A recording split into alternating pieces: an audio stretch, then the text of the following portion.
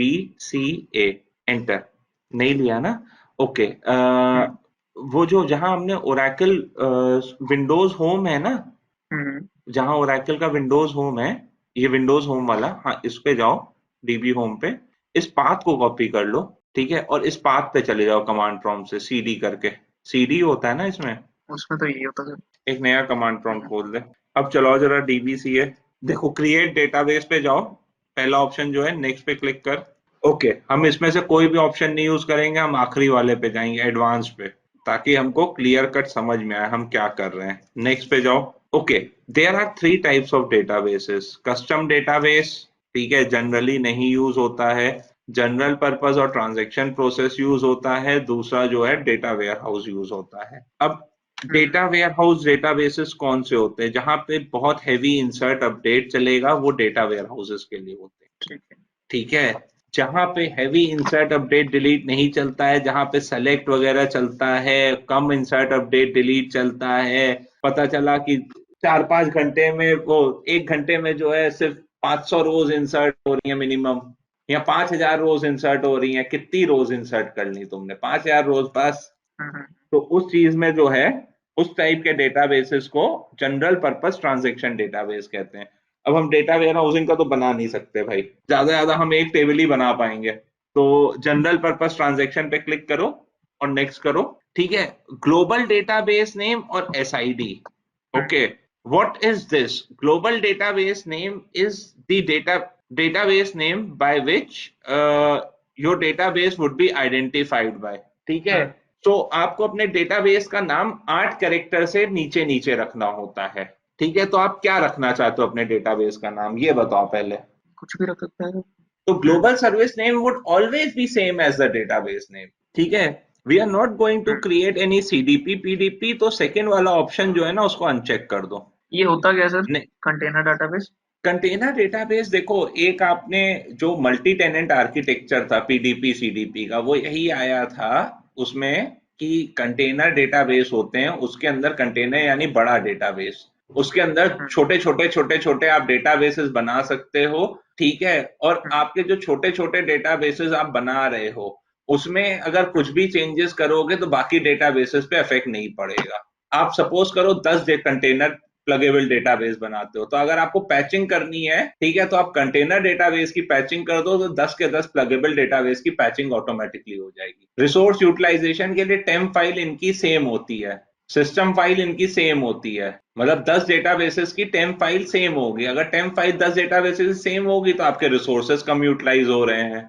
ये कॉन्सेप्ट था प्लगेबल और उसका। लेकिन प्लगेबल तुमको तब समझ में आएगा जब तुमको सिंगल इंस्टेंस समझ में आएगा, हम्म। मतलब बेसिक सिंगल इंस्टेंस से शुरू हुआ था। चलो नेक्स्ट पे क्लिक करो, आप आओगे, पहला वाला ऑप्शन अगर तुम देखोगे, use template file for database storage और एट्रीब्यूट्स, ठीक है, ये चीज हम नहीं करेंगे। क्यों नहीं करेंगे? जनरली आर्किटेक्चर्स जो होते हैं लिनक्स में और ऑर्गेनाइजेशंस में, वो इस हिसाब से होते हैं, वो चाहते हैं ओरेकल सॉफ्टवेयर एक माउंट पॉइंट पे रहे, जैसे लिनक्स में माउंट पॉइंट होते हैं, अपने विंडोज में ड्राइव्स होती हैं, मतलब उस टाइप से ही कॉन्सेप्ट समझने की कोशिश करना, ठीक है। जनरली जो जितने भी बड़े एनवायरनमेंट्स होते हैं और कंपनीज होती हैं, वो एक स्टैंडर्ड फॉलो करके चलती हैं। स्टैंडर्ड उनका ये कहता है, for easing our job, for easing a job of themselves, ठीक है। स्टैंडर्ड उनका ये कहता है ओरेकल सॉफ्टवेयर आपका एक माउंट पॉइंट या एक उसमें लोकेशन पे, ठीक है, डेटा फाइल्स एक लोकेशन पे,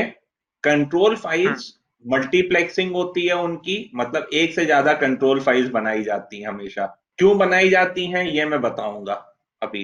कंट्रोल फाइल्स क्या होती हैं ये भी बताऊंगा, मतलब अभी सिर्फ थोड़ा रुक के, मतलब मैं हम्म। सिर्फ समझाने की कोशिश कर रहा हूं, ठीक है। ये सारी फाइल्स जितनी होंगी, वो सारी हर फाइल्स जो है अपनी अपनी स्पेसिफाइड लोकेशन पे जाए। आप चाहते हो बैकअप एक स्पेसिफाइड लोकेशन पे ही जाए, हम्म। तो वो सारी चीजें हम खुद डिफाइन करते हैं, अपने कंट्रोल में चाहते हैं, हम डेटाबेस के कंट्रोल में नहीं चाहते। until and unless we are not using ASM, that is automatic storage management, ठीक है।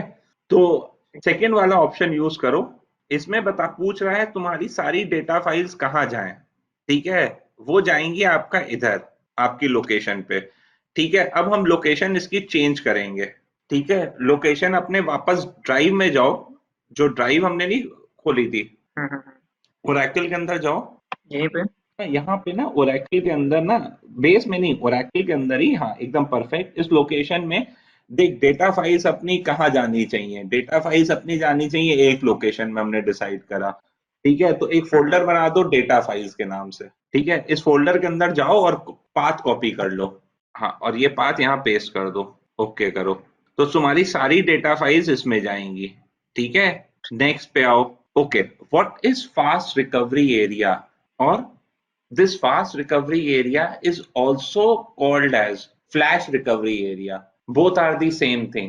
अगर कोई फ्लैश रिकवरी एरिया बोले चाहे फास्ट रिकवरी एरिया बोले, दोनों सेम है। हम्म, इसका मतलब क्या होता है यार? अब आपने डेटाबेस बनाया, हम्म, अब डेली बेस पे तुम बैकअप चलाओगे तो नहीं ना, इतना टाइम थोड़ी ना है तेरे पास। भाई अगर तेरे पास 50 डेटाबेस हैंडल करने के लिए हैं, तो तेरे को 4 रिसोर्सेज बैठाने पड़ेंगे केवल, जो 50 डेटाबेसेस का बैकअप चलाएंगे daily. Hmm, The simplest way of running the backup is to create a script for the backup and assign it, और मतलब जो है run it via any task scheduler। हम्म, चाहे क्रॉन टैब से चलाओ चाहे कैसे चलाओ, आप स्क्रिप्ट बना के चलाओ और डेटाबेस का बैकअप लो। ठीक है, अब बैकअप जो है वो एक स्पेसिफाइड लोकेशन पे जाना चाहिए, करेक्ट? हम्म, वो specified location is called flash recovery area. Any doubts, any concerns up till now और एनी क्वेश्चंस? ठीक है, अब वापस अपनी ड्राइव पे जा। ठीक है, इसमें एक बनाओ फोल्डर जिसका नाम होगा बैकअप्स। ठीक है, एक फोल्डर और बनाओ जिसका नाम होगा कंट्रोल फाइल। एक फोल्डर और बनाओ, कंट्रोल फाइल एक वर्ड है, अच्छा अंडरस्कोर करके बनाया, ठीक है परफेक्ट। गैप नहीं रखना बस फोल्डर्स के बीच में। एक फोल्डर बनाओ आर्काइव, ARCHIVE। ठीक है, एक फोल्डर बनाओ रीडू लॉग्स। ओके, हमने आर्काइव बना दिया, हमने बैकअप बना दिया, हमने कंट्रोल फाइल बना दिया, हमने ओरेकल बेस बना दिया। अब बैकअप्स वाले में जाओ, कॉपी करो पाथ। भाई बैकअप्स में ही तो बैकअप डालने हैं, इसीलिए तो हम्म, बनवाया। पहला वाला ऑप्शन चेक इन करो। ठीक है, इसकी लोकेशन चेंज करो। अब यार बैकअप की साइज तू क्या रखना चाहता है? मेरे हिसाब से ना MB को GB में करके केवल 5 GB दे दे, ज्यादा मत दे। क्योंकि मेरा पॉइंट समझ रहा है मैं क्यों कह रहा हूँ 5 GB? क्यों? भाई हम्म, ब्लैंक डेटाबेस ही बना पाएंगे हम, ज्यादा ज्यादा एक आध टेबल बना पाएंगे हम, तो आपका डेटाबेस बड़ा ही नहीं होगा। ठीक है, इस वजह से मैं मतलब चाहो तो तुम टीबीज में भी दे सकते हो, no issues in that scenario.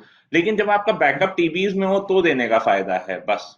ठीक है, नेक्स्ट ऑप्शन अगर तुम पढ़ोगे तो एनेबल आर्काइविंग। ठीक है, तुमको याद है मैंने अभी हम्म, थोड़ी देर पहले एक स्टेटमेंट दिया था, archive is always enabled in production database and is not enabled in non-prod. It might be enabled, it might not be enabled। Archives आपका हॉट बैकअप लेने के काम आती हैं, अभी अभी के लिए तुम ये समझो बस। अभी मैं समझाऊंगा आर्काइव वगैरह क्या होती है, रीडू लॉग्स क्या होती है, सब समझाऊंगा थ्योरी, ये सिर्फ डेटाबेस हम्म, क्रिएट हो रहा है। हम्म, ठीक है, एनेबल आर्काइविंग पे क्लिक करो। इसमें ना एक पैरामीटर मेरे को तेरे को पढ़वाना है, that parameter, just click on edit archive mode parameter. ठीक है, एक तुम ये नीचे अगर पढ़ोगे ये स्टेटमेंट, अ लॉग डेस्टिनेशन में बी स्पेसिफाइड बिलो। ठीक है, it is recommended that archive logs files should be written to multiple locations spread across different disks. If archive log destination is not specified, इस statement को कायदे से पढ़ना।